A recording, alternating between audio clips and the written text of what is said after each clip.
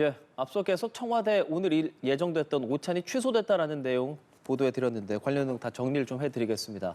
우선 국민의힘 장동혁 대표 오늘 청와대 초청 오찬에는 가지 않기로 결정을 했고요. 국민의힘에서는 오전부터 설왕설래가 오갔습니다. 자세한 내용 국회 연결해서 들어보겠습니다. 윤솔 기자. 네, 국회입니다. 국민의힘 장동혁 대표는 조금 전 회견에서 이재명 대통령과 더불어민주당 정청래 대표와의 청와대 오찬에 불참하겠다고 밝혔습니다. 장 대표는 조금 전 기자회견에서 오늘 오찬은 이재명 대통령과 정청래 대표 두 분이 하는 게 맞는 것 같다며 한 손으로 등 뒤에 칼을 숨기고 한 손으로 악수에 응할 순 없는 노릇이라고 말했습니다. 오전부터 국회에서 열린 국민의힘 최고위원회의에선 장 대표를 향해 불참해야 한다는 발언이 나왔습니다. 장 대표는 먼저 단독 영수회담이 이루어지지 않은 점은 아쉽지만 대통령께 민심을 생생하게 전달하려 한다고 참석 의사를 밝혔었는데요. 하지만 신동욱 최고위원은 민주당의 내부 문제가 심각하니 아름다운 화면을 만들기 위해 야당 대표를 부르는 거라면서 연출극에 들러리 서선 안 된다고 말했습니다. 이어서 김민수 최고위원 역시 장 대표의 오찬 회동 불참을 간곡히 권유드린다고 말했고, 이어 양양자 최고위원도 참석은 적절치 않다고 가세했습니다. 그러자 장 대표는 부부싸움하고 둘이 화해하겠다고 옆집 아저씨 불러놓는 꼴이라는 걸 충분히 알고 있었다면서 재고에 들어갔는데 결국 가지 않기로 한 겁니다. 어제 법사위의 법안 통과, 대통령 사건의 공소 취소 모임, 또 심각한 당무 개입 등을 거론하면서 재고를 요청했기 때문에 지도부와 함께 이 문제를 다시 논의해서 최종 결정하겠다고 말했는데 이런 결론이 난 겁니다.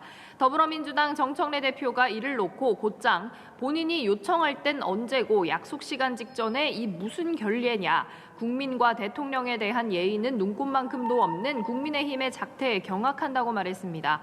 그러면서 답이 없다는 뜻의 노답이란 단어를 쓰면서 국민의힘을 비판했습니다. 예, 어젯밤 이루어진 법사위 주도의 사법개혁안 처리가 주요 빌미가 된 모습인데요. 본회의 등 여야 논의 상황은 좀 어떻습니까?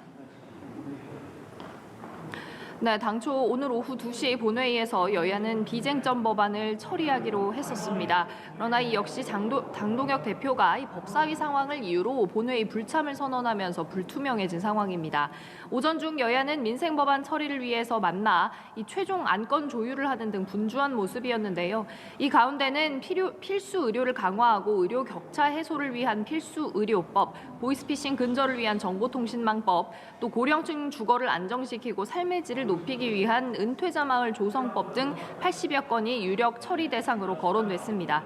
그러나 여야 대표 만남 무산되면서 파장이 본회의로 번지는 건 아닐지가 주목됩니다.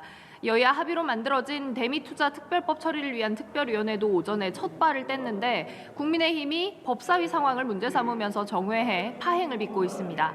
첫 전체 회의에서 민주당 정태우 간사는 다른 정치적 요인에 의해 특위의 운영이 영향을 받는 건 이 특위 과제에 비춰봤을 때 맞지 않다면서 원만하게 진행되길 바란다고 말했고요. 하지만 박수영 간사는 전날 법제사법위원회에서 여당 주도로 법안이 통과된 점을 지적하면서 여당의 일방 통행을 막을 수 있는 방안에 대해 여야 간 합의를 만들어낼 필요가 있다고 얘기했습니다. 특위는 현재 국민의힘이 법사위 상황을 문제 삼고 나서면서 이 간사들 간의 협의를 진행해 현재 정회 상태입니다. 네, 이번엔 민주당 상황도 짚어보도록 하겠습니다. 합당 갈등은 무마된 모습이지만 내부 긴장은 여전하죠. 네, 그렇습니다. 민주당 정청래 대표의 합당 제안이 일단락되면서 표면적 갈등은 수면 아래로 가라앉은 모습인데 논란은 지속되고 있습니다. 먼저 당내에 이재명 대통령 사건의 공소 취소와 국정조사 추진을 위한 모임이 만들어졌는데 80여 명의 의원들이 참여했습니다.